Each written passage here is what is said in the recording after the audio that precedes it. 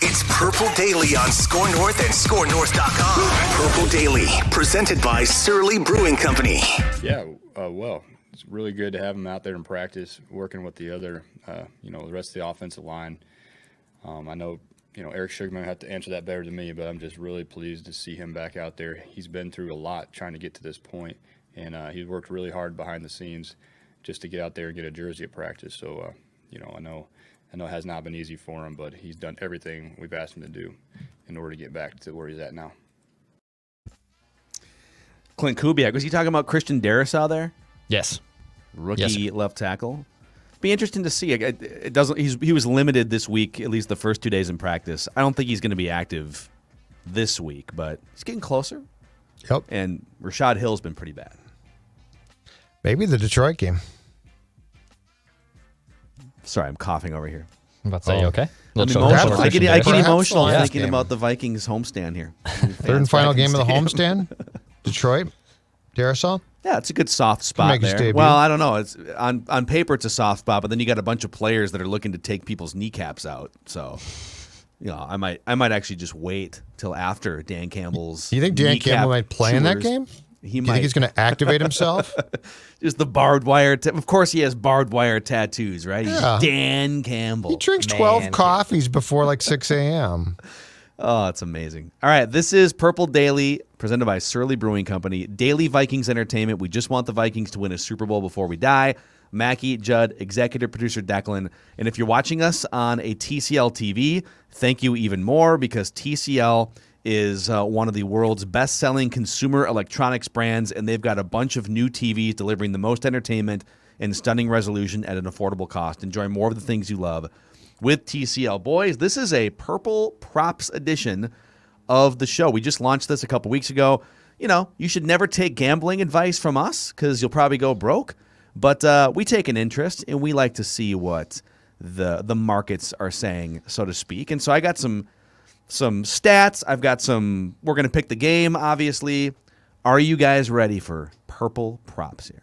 All right. Yes, let's do it. Let's actually start with this one. This isn't really like a prop, but it's an interesting stat I found in just doing all the research on the numbers and the Vegas slant on this game. Since 1980, only 6 of 188 NFL teams, so 3%, little over 3%, have made the playoffs after starting 0-3. All right, so if you lose and you're 0-3 since 1980, only 6 teams have made the playoffs. The 2018 Texans are the only team in the last 21 years to do it. Now, 2 big differences. Obviously, there's an extra playoff spot and there's an extra game. So there's more time to make up for an 0-2 or an 0-3 start. But, I guess hearing that and knowing that there's just such a slim chance after starting 0-3, it kind of makes this a do-or-die game in some respects. Like, if you want to make the playoffs, you probably have to beat the Seahawks on Sunday, right? Yeah, I would think so. Plus, you're starting a 3-game homestand. So, must win is difficult to use in week 3. But if you don't win here, there's going to be talk about the head coach's job status. There's going to be this feels like a good time to stop the bleeding. How about that? Yeah, I don't know. I kind of think it is, and I will just flat out say, and I've said the last couple days, I think they're going to win this game.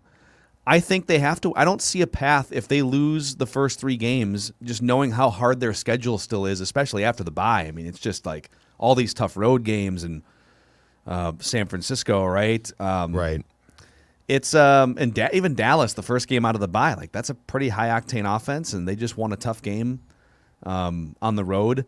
I think you have to win this game if you want to make the playoffs. So from that perspective, I do think it's a must win. I don't know. What about you, Declan? Oh, go ahead, Judd. Go ahead, Dix. Yeah, I think no. You go ahead. No, Dex. I want Dex to talk. Ampersand. I want Dex to talk. I talked already. You talk. I'll go. It's a must talk for Declan. Executive decision. I will go. I do think it's a must-win game. How dare you? They need to win this game. With Chipper on Purple Access yesterday with Judd, I don't get the sense if this game is close that the Vikings win it. Like I think the Vikings are going to come in super pissed off after what has happened these first 2 games. They're going to have a full U.S. Bank Stadium. I'm not going to say it's going to be a blowout, but I think the Vikings do win this game and control the pace of this game. Russell Wilson's very good, but Seattle Seahawks defense is not.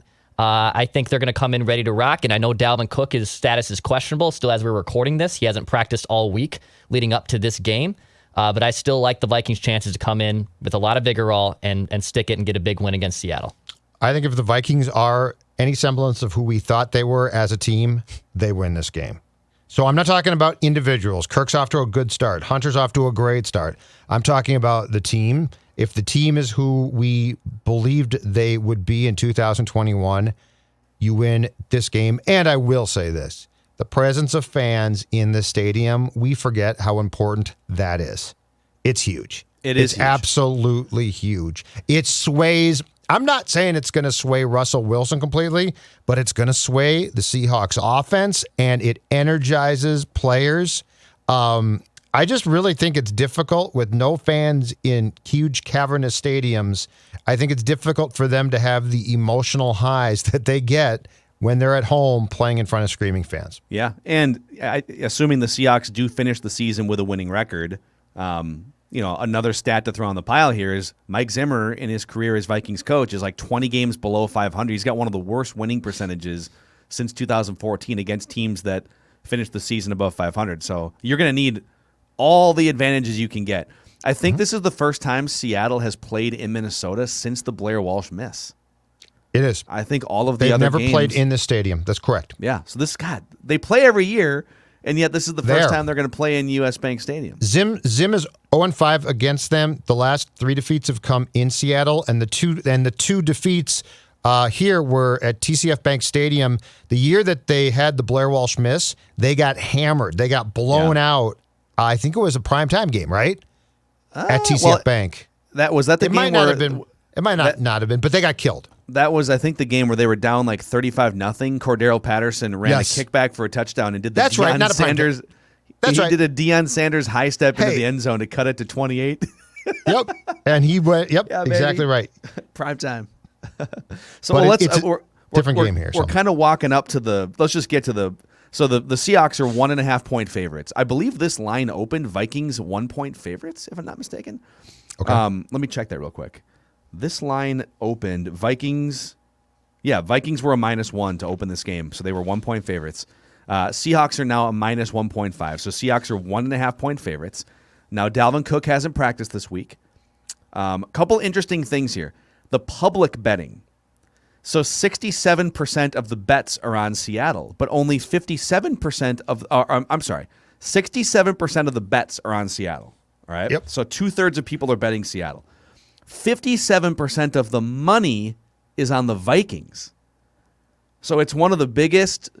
So there's a lot of bets on Seattle, but there's a lot of money on the Vikings, which leads me to believe that there's some smart bettors or some sharps coming in, or some rich people that don't know what they're doing. But like usually I think what that means is sharps are saying, oh, wow, we not only do we think the Vikings are going to win, but we can maybe get a point or a 1.5 here.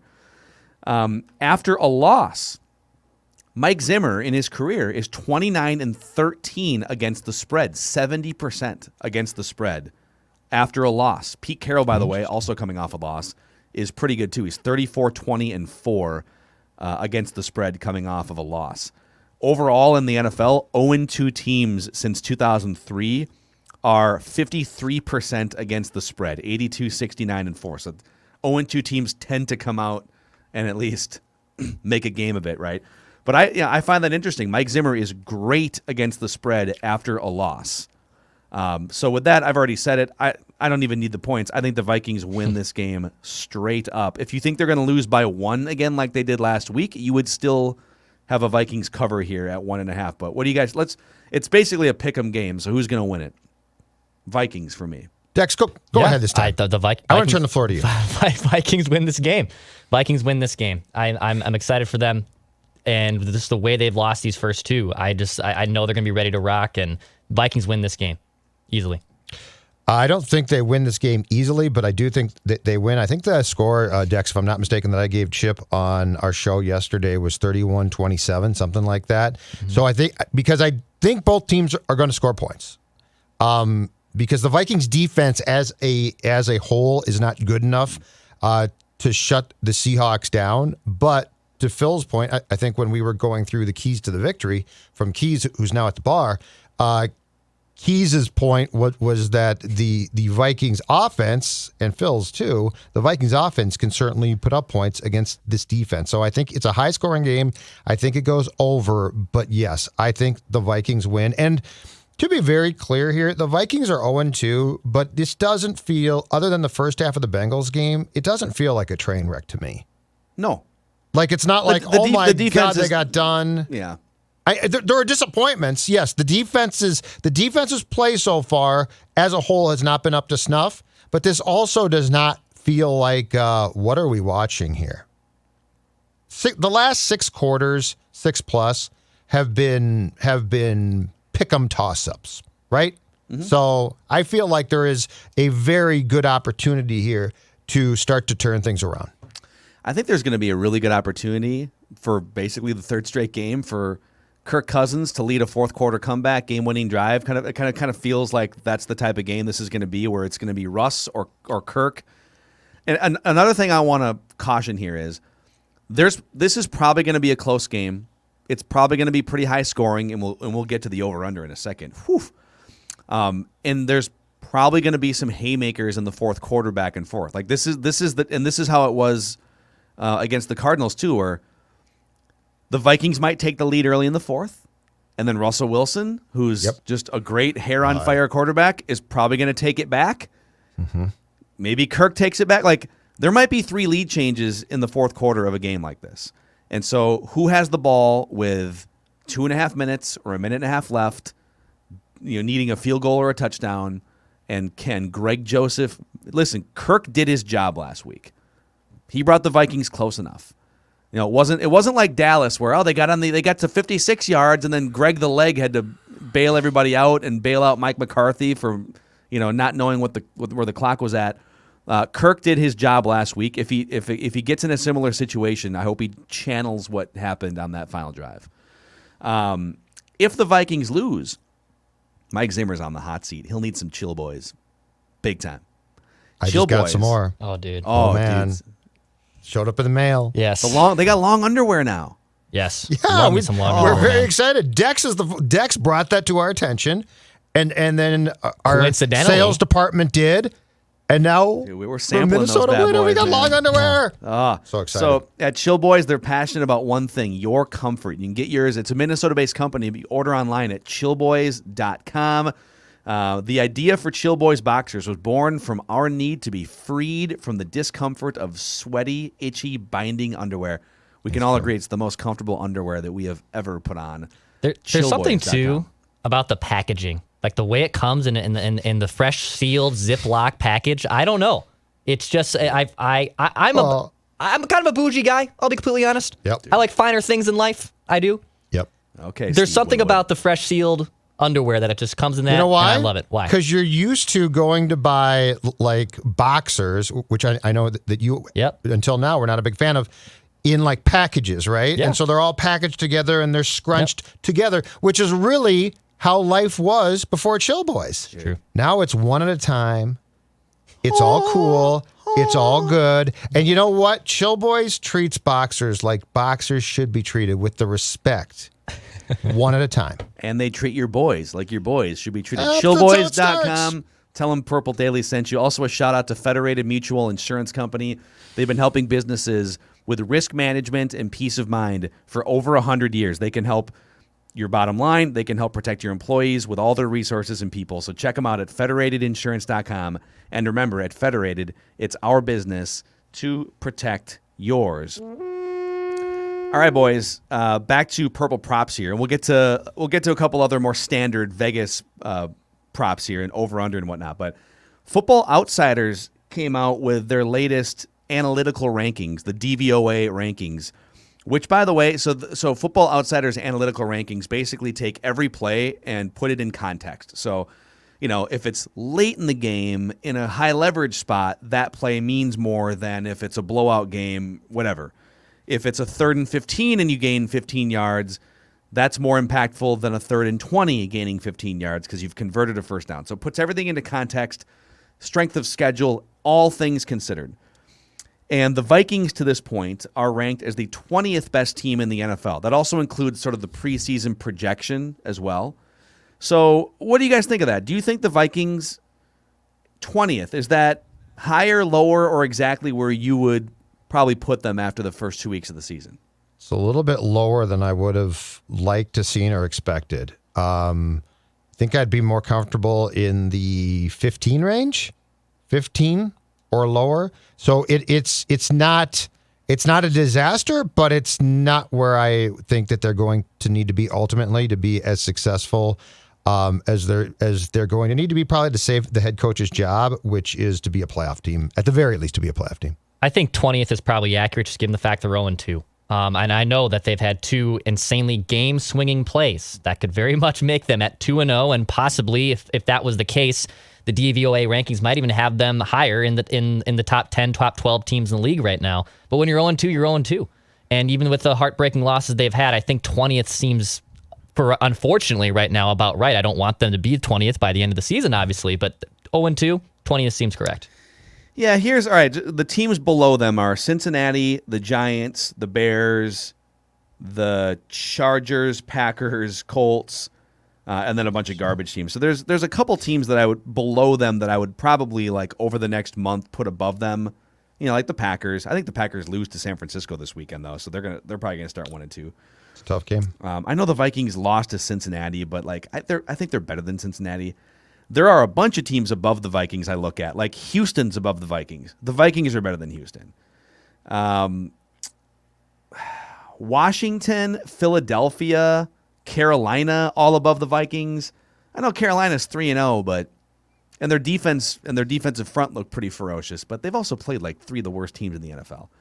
So they're probably not 20th, but they're definitely not like 14th. You know, so we'll see what happens. If they beat the Seahawks, I think they make a jump, and I think we'll see. You know, the defense will probably have played fairly well in that scenario. These next three games are going to tell us a ton.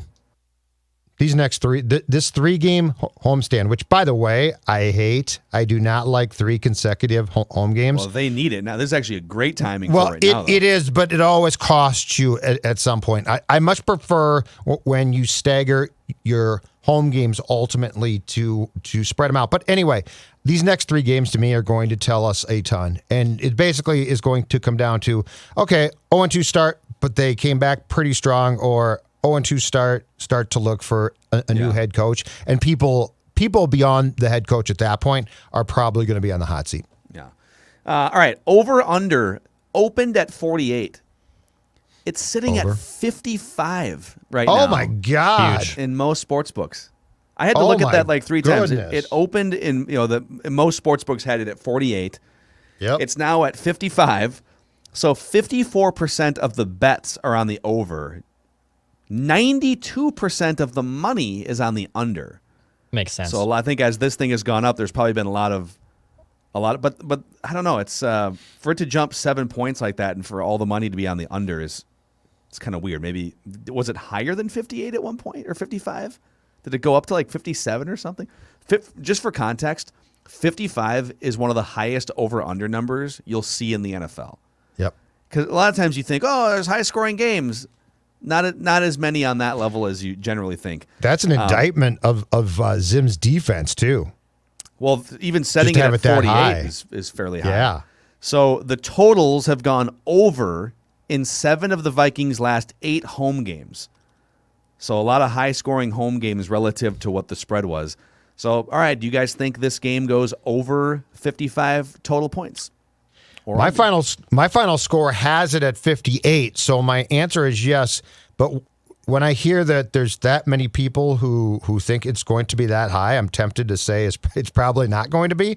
But I guess since I gave you a 31-27 final score, that I do ultimately feel that both of these defenses are sort of going to be Civ-like on Sunday. Yeah. I have the under in this game, 55.5. I mean, that's, you're probably smart. You know, that's guaranteed that this game's going to be 28-27, right? Like 20, like it's going to be close. Both teams are going to be close to scoring 30 points. I don't think both teams end up doing it. I think one of them does, but I think the Vikings end up scoring probably 24, 26 points. But I don't see how both teams go over 55. I don't see that happening. This is really interesting because if it's 48, if you were to gotten the opening line or the opening total at 48, I would have taken over. 55 is so aggressive. I'm going under 55. And I've said all along, this feels like a high scoring game, but anytime you see, this type of momentum toward, 54% of bets are on the over, and it's like, yes. Could this game wind up? And by the way, the Vikings defense should get a jolt because they're going to have the built-in crowd advantage. They're going to be able to play fast on turf. Cam Dantzler might be an upgrade over Breland if he starts. So I could see Danielle Hunter, getting a couple sacks in this game again. So is it possible that the defense could get off to a great start and it's like 17 to 7 at halftime? And then it's a grind to get to 50. So I'm taking under 55, but if I would have gotten the opening line at 40, I'd probably go over. My question is this, too, because the Vikings certainly have some defensive players who are damn good. The defense through 2 games has not played well. But is there going to be a gelling game? Like, is there going to be a game where enough people put it together where they play really well? And then it starts a cycle of, okay, this is the identity of this defense as a whole, which could, we're 2 games in and trying to pass judgment, which is extremely difficult. So, if Patrick Peterson improves just a bit, and let's say Dantzler starts and plays well, and your safeties are good, right? And Barr comes back. And I'm not saying that he makes a world of difference, but he could help things out. And you've got Hunter, and let's say Tomlinson starts to just take a step up. So, there could be a game here within the next couple games where, as a whole, the defense turns a corner and becomes improved by enough where what we saw in the first 2 games is brought back down to, let's say 22 points a game or something like that, right? No, I hear you. It's also like these last 2 games, last week and this week, as you're trying to get a defense to gel and a bunch of guys who haven't really played together before, it's like these are probably, outside of Patrick Mahomes, there's Brady probably, but these are 2 of the last quarterbacks you want to face, right? All right, you're trying to figure out what you look like, what your identity is defensively, and you have to face Russell Wilson and Kyler Murray. Have fun. Yeah. Go get them, guys. Yeah, they're gonna keep plays alive for 3 hours and make your life hell. And that's why Baker intrigues me because I think that they have a very good chance at home to contain Baker if they can get past the best pass blocking offensive line in the NFL. Can they get pressure up the middle with Dalvin Tomlinson and Michael Pierce?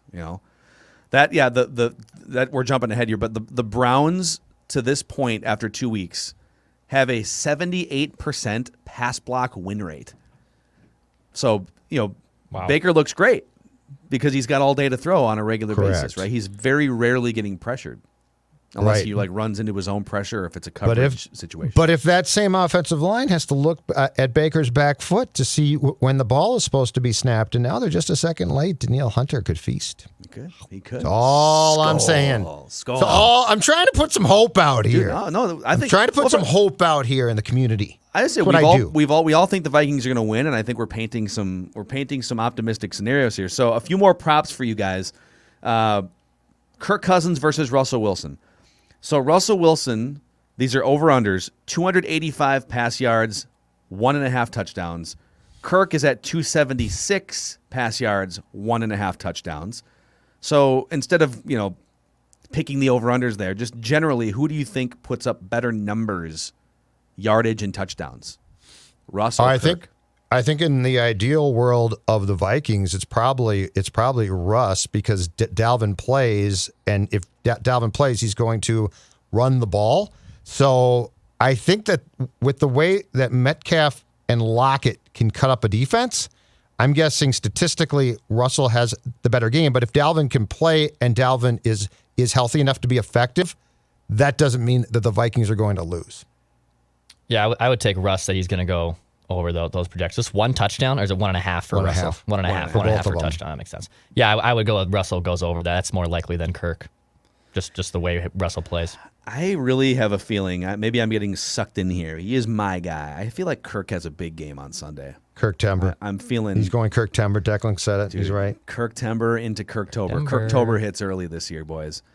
I think this is a big Kirk game. I don't think Dalvin is going to be healthy enough to pound the rock the way that you normally would. No, so that's a very Yep, you're right. Dalvin as a decoy. Dalvin on the field, given the ball 18 times on the ground if you need to, but Dalvin as a decoy, flip some of those runs to play actions. Yeah. Bang, bang. You got to, but if you're Kirk, you got to sell play action hard. In fact, I'm going to take these bobbleheads away and demonstrate right now. You got to sell it. You got to sell play action. Dude, just jam it in there. Sell it. Jam it in that there. bread. Here we go. You got to sell play action. Like Favre did. You got to jam it in the bread basket, take it out, bang, downfield. That's how you win football games. Favre was great at play action. I loved him. You and your Hall of Fame quarterback buddy like football? Well, John Gruden and Brett Favre don't just like football, they love it. It's red left switch, Z right, sprint right G, U corner, halfback flat. Nice and easy, let's walk it, here we go. Watch this throw, rolling to my left, backing up. That's awesome, man. And I make another throw. The next It's like it came right out of heaven. I mean, it had to drop in like a butterfly with sore feet. It had to drop in like that. Like a what? Football, yeah, I love where Gruden is confused by what Favre says. Like a what? Like a Like what? what? are you talking what? about, dude? You lost me there. Okay, longest completion for Kirk, 37.5 yards, over or under? I'm going over in this game. It's a big play coming, yeah. I think it's Justin time. I think it's JJ time. Yeah, I'm going over. 40-yard dime to Yeah. JJ. Yeah. Yep. I think we're gonna see. I think we're gonna see something 45 yards or more to JJ. Yeah, I think this is a big play. The same thing happened last year, right? Like, I don't think Justin Jefferson hasn't been quiet through 2 games. I think there's definitely a defense that keyed in on him a little bit, but week 3 last year was his coming out party. I think it's going to be a similar situation in front of a home crowd this Sunday. I'll take Titans the over touchdown. too. Titans touchdown. Yeah, that's right. Yeah. And then we'll give you one more here. Rush yards. So Dalvin's off the board right now. But I'm going to give you this one. Crazy legs, Kirk Cousins. He had Cordell 30-plus rush yards last week. The over-under is 6.5. Rush yards for Crazy Legs Kirk. They're baiting you to take the over here, right? They want you to. They're just Yeah, like, that's- oh, you just saw it. Look at he used Michael Vick last week. Look at him. Yes. Take the over there. I'm taking the under here. I'm going to take the under. He's going to be a surgical pocket passer again this week. 6.5. Yeah. So he just has to fall forward basically, and he gets. I think he'll go over that. Because he'll take off. He'll take off once, at least once, if not twice. I bet he gets about 8 yards, at the least. Yeah, 6.5 is 6.5 means he's like 74 and can't move. You know, I think Kirk should. I think he should run down the field, take a left, and run to his local gas station to pick up some Vikings scratch game tickets. That's what I would There you go. recommend. He leave? He's leaving the stadium? He should, yeah. For that $5 game that can win you up to $100,000, the $2 Skull game that can win you up to $15,000. Great second chance prizes like Vikings tickets and merchandise. Get pumped and say, I'm in to Viking scratch games from the Minnesota Lottery. You must be 18 or older to play.